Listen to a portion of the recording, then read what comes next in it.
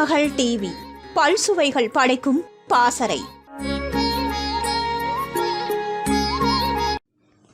எம்ஜிஆர் வாலி கூட்டணியில் வெளியான முதல் வெற்றி படமாக படகோட்டி படம் தீபாவளி ரேஸில் சிவாஜி நடிப்பில் வெளியான நவராத்திரி படத்துடன் போட்டி போட்டு வெற்றி பெற்றதா என்பது குறித்து தயாரிப்பாளர் முக்தா ரவி ஒரு பேட்டியில் கூறியுள்ளார்.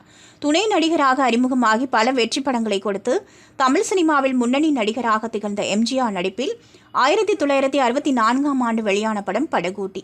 எம்ஜிஆர், சரோஜா தேவி, நாகேஷ், மனோரமா ஆகியோர் முக்கிய கேரக்டரில் நடித்திருந்த இந்த படம்தான் வாலி எம்ஜிஆர் கூட்டணியில் அனைத்து பாடல்களும் வெற்றி பெற்ற முதல் திரைப்படமாகும். அதேபோல தமிழ் சினிமாவில் நாகேஷ், மனோரமா காமெடி காட்சிகள் பெரிய வரவேற்பை பெற்றிருந்தது.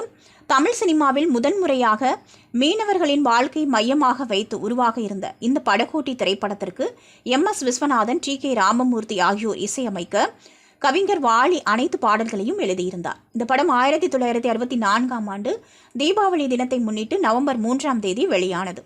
இதே தீபாவளி நாளில் சிவாஜி நடிப்பில் நவராத்திரி படம் வெளியானது.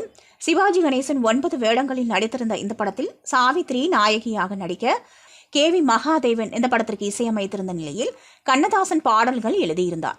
இந்த படமும் பெரிய வெற்றி படமாக அமைந்தது.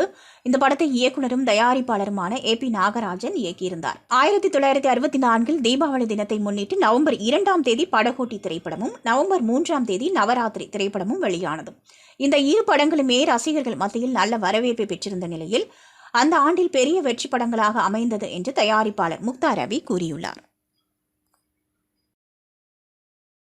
திருமகள் டிவியை லைக் செய்து உங்கள் நண்பர்களுக்கும் ஷேர் செய்வதுடன் சப்ஸ்கிரைப் செய்து ஆதரவு தாருங்கள்.